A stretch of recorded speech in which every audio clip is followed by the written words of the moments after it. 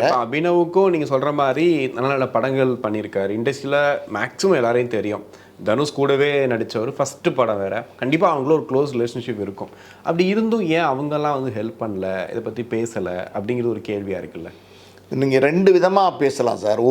ஒரு விதமாக பேசணும் அப்படின்னா, அபினவ்ங்கிறவர் வந்து பார்த்திங்கன்னா, அவருடைய சுச்சுவேஷனை ஹேண்டில் பண்ண முடியாமல் குடிக்கு, அதாவது போதைக்கு அடிமையாகி தன்னுடைய வாழ்க்கையை வந்து இந்த அளவுக்கு கொண்டு வந்து விட்டுருக்கார் அவர்.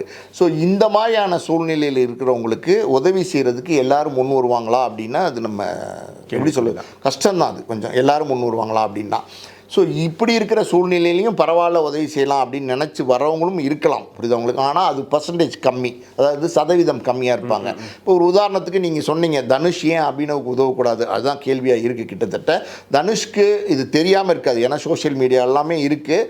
ஸோ ஏன் உதவலை அப்படின்னு நமக்கு தெரில. இப்போ இருக்கிற சுச்சுவேஷனில் வந்து உண்மையாலுமே தனுஷ் இந்த பேட்டிக்கிட்டே பார்த்து அபினவுக்கு உதவி பண்ணால் நல்ல விஷயந்தான். அது நடந்தால் ரொம்ப சந்தோஷம்.